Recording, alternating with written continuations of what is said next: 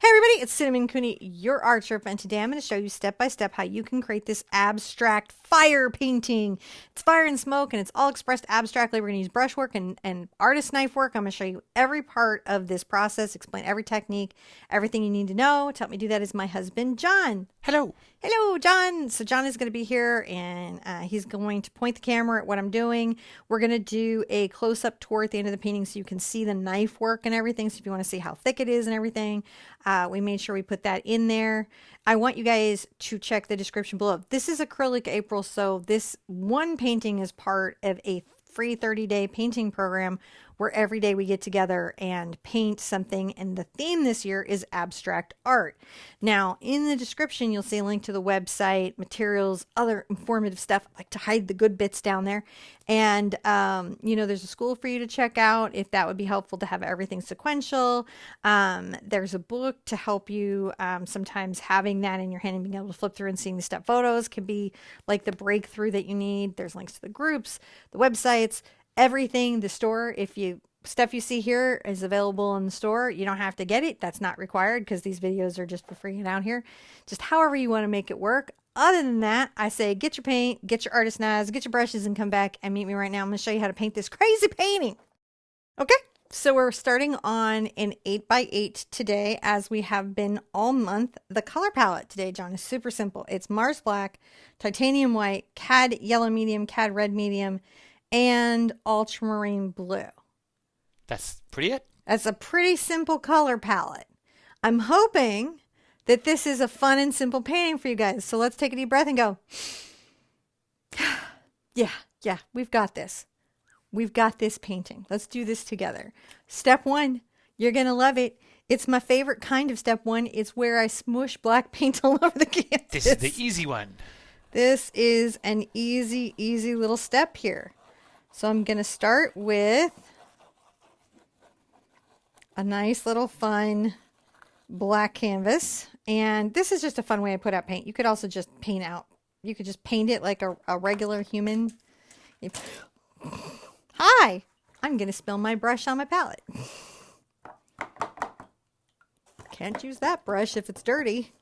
That's okay. It's because I did, though. It's going to be an easy day. And then Murphy's Law came and got me.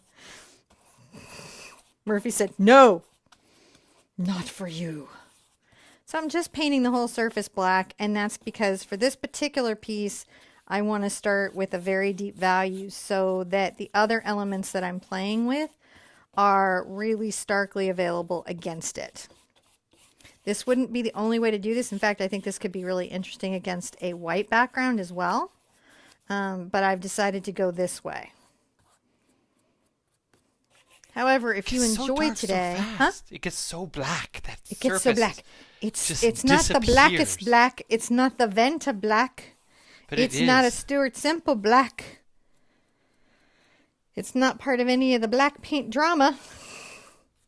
And you can paint the sides if you want to, if you're not framing it and you want to have it have a finished look. And I'm only coming across here and smoothing anything out, really just because I want to make sure that the canvas is really covered in the paint. But as it dries, it's going to be, it's not really going to have any brush strokes in it or anything. It's going to be pretty matte because Mars Black tends to dry very matte. So it's very low pressure other than making sure that the canvas is completely covered. Now I'm going to make sure I wash that big brush after this painting session because I don't want to leave paint in it. I rinse it out and make sure I put that to the side, but always do a thorough wash. Let's dry this and I'll come back and show you the next step. So for this next part, I'm going to get my number 18 Raphael Artini. What I'm looking for is a hog bright because I want a scratchy stroke, a rough stroke. And I really like these brushes for that. You could do this with just a regular bright. You don't have to have this brush or this exact size. You get bigger, you can have smaller. The idea is to learn the process of this particular technique. Now I'm going to take a little bit of my Mars Black with my Ultramarine Blue, and I'm going to kind of make a blue-black. And I'm going to wipe the excess paint off of my brush, but I'm not going to rinse it. And I'm going to come and get a little bit of white. It's okay if it's somewhat loosely mixed. I won't mind that. It can be thoroughly mixed too. What I'm going to really want to do is pay attention to my strokes. So my handle is vertical. I'm at the corner and I'm going to stroke up and over with little S curves. You see that brush stroke there? That's almost like, it feels a little bit like a calligraphy stroke. Gonna load up again. My pressure is very light. The brush is not very, very wet. And this is going to allow me to get some really wonderful effects going through this surface.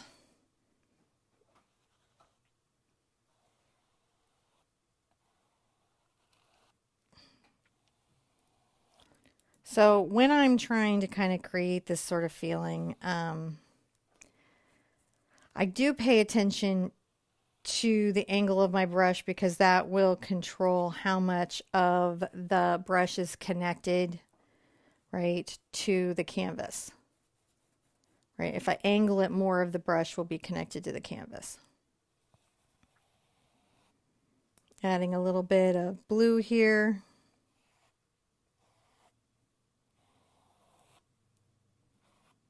It's kind of nice. And I think I'm going to come here and add another little S curve coming back down. So this is a really fun pattern. It has a lyrical element to it. It has the feeling of writing to it. This is where we get deep into our marks have meaning. I'm going to wash this brush and put it aside and come back. I am going to dry this because I don't want to be blending here. Interestingly enough, I want this to stay as it is. So I'm going to dry it. We'll come back and I'll show you the next step. So I want to do some detail work here, and I've changed to a number 8 Artini round. It's also hog bristles by the same company, and I'm going to get just my white paint on here. And I'm going to begin to highlight some.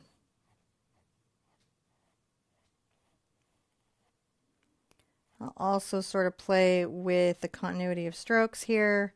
I'm going to get this a little bit wet.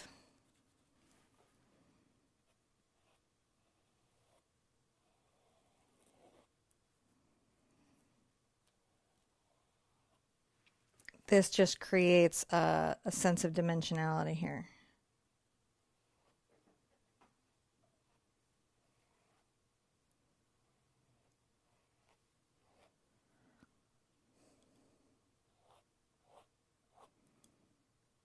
Coming to the outside here and creating kind of a highlight.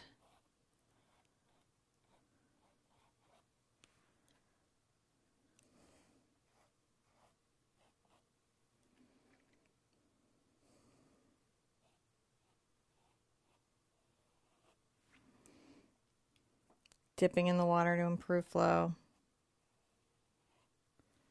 A little heavier than I want, but it's okay. And came back and kind of did a little, these are little Z marks.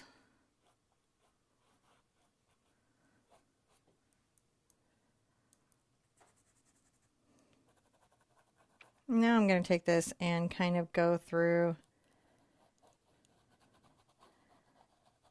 maybe some of this and scumble a bit.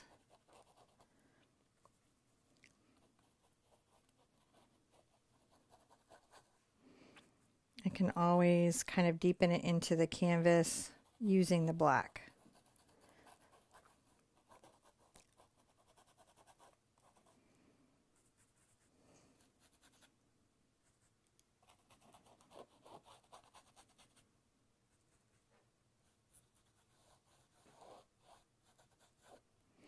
You can see I'm coming in and sort of shearing some of that beginning of it.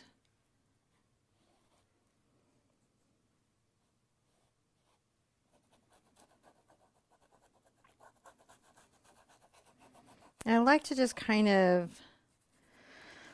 let my mind relax into it.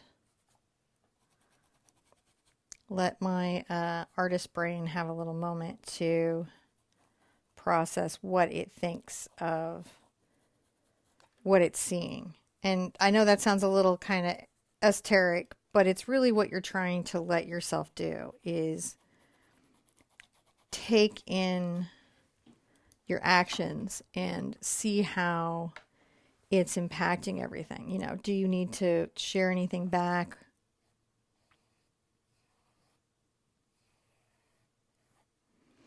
You know, do we need to improve the line or flow of anything? And sometimes I will come back with black.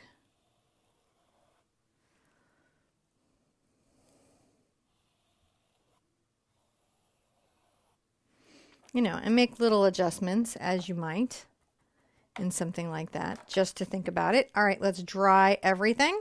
Dry it. Dry, dry, dry, dry, dry, dry, dry. Now I'm going to get my artist knife involved here. I've got my diamond-headed artist knife, and I'm going to take my cad red, and I'll go ahead and bring it over to my black just so that we have some that's deepened, because things tend to... I could also use the ultramarine blue. I'm just mixing that up thoroughly. And I'm going to make little marks. It's loaded on the right side, and I'm stroking left that are kind of upwards and energetic. It's okay that some of what you're painting gets painted out. We don't mind that.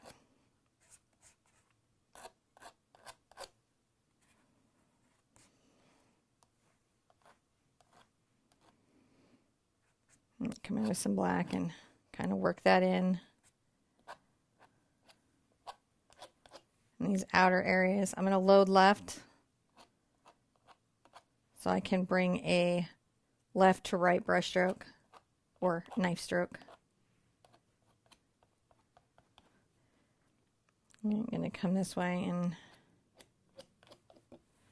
you can see I'm just pulling that texture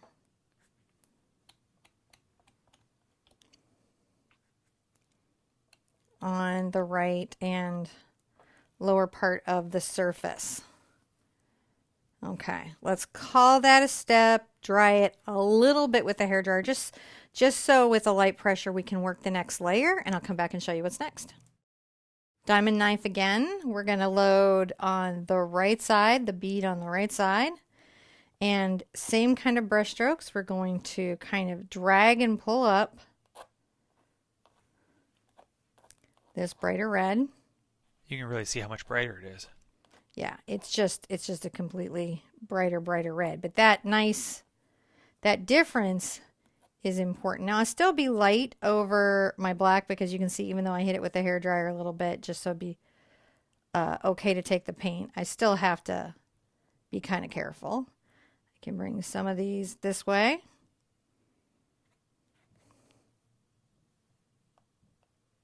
Touch a little that way. And I will periodically kind of wipe off the knife as you do. And you can see I'm just trying to create this energetic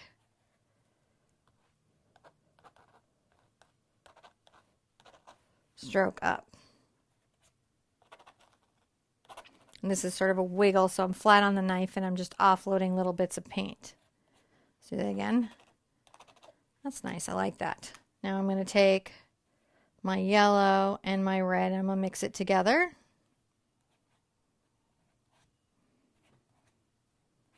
Pretty thoroughly, I think.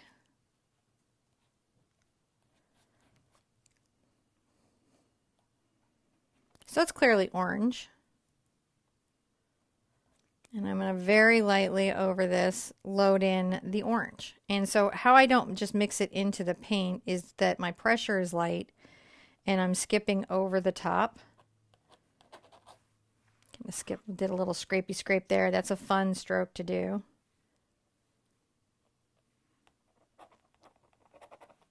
You can do a little bit up there where the red is.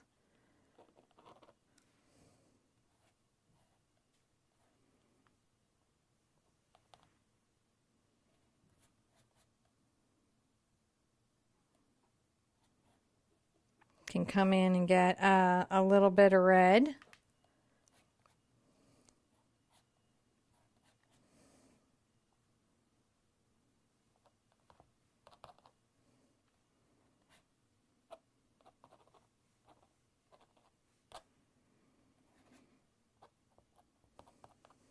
and kind of very much like that energy. All right, let's call that a step, and I will try to dry it just a C spot. Sometimes I'll be like, oh, I don't like it. It's unbalanced. I got to put it over there.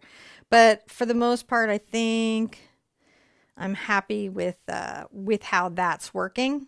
Let's dry it with our hairdryer, come back, and I'll show you the next step.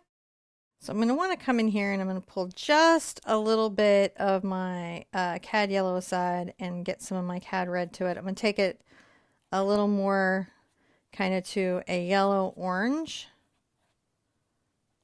And I'm going to make little dots with the toe of the brush here and there.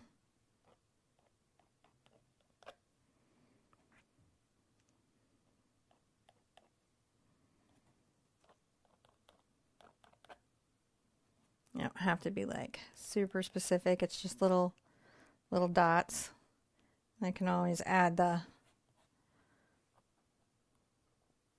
brighter orange. See, on this one it's sort of fun because you're really using up your paint, and that's sort of nice. I'm going to wipe off. Come in and get some of my cad yellow.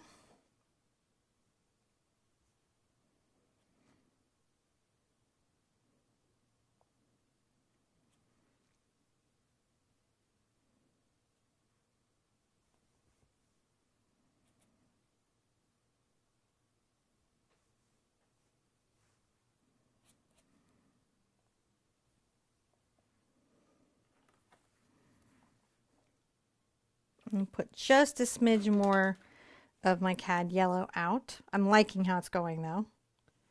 I just need a little more.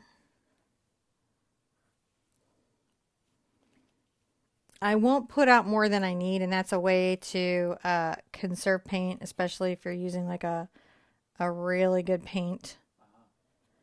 I'm going to come in and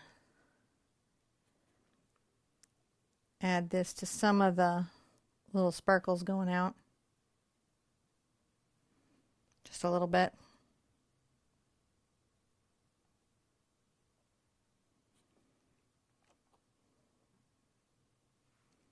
A little bit in there a few places.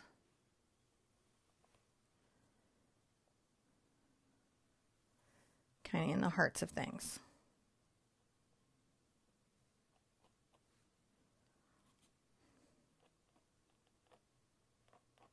A little scrapey, scrapey. Scrapey, scrapey. Sometimes I'll touch it. That'll give me a nice kind of random little bit. Random. Tap up and down. That's nice. Wipe off. Put my yellow. Oh, put my cap back on my yellow and then put my yellow to the side is always a good idea. All right. Now I'm going to wipe this off. Remember to wash your knives after every painting session. You've got to get the paint off of them for them to continue to work nice. So knife care is important. And take a little bit of my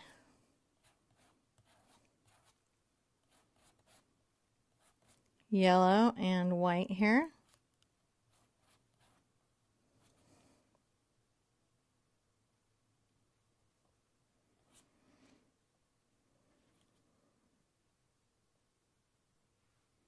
Got it a couple places.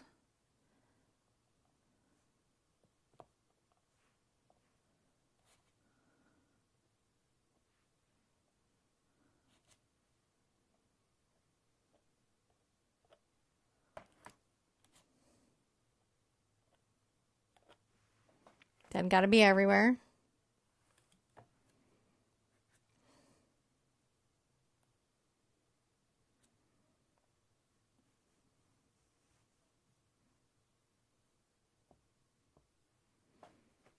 A little bit of that white kind of coming out.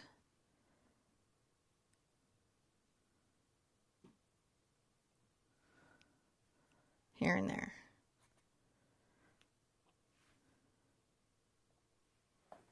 See how we're adding it inside?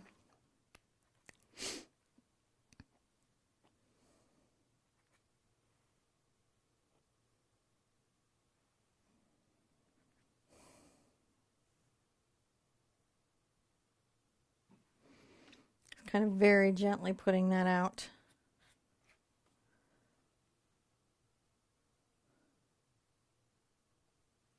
Right there. And you'll notice that when we do this, it turns the temperature up. Yeah. Visually.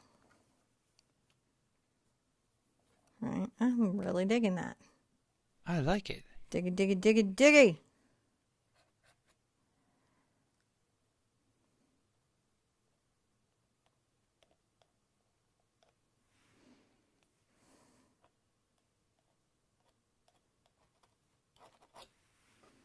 A little bit out there. I like that just for balance.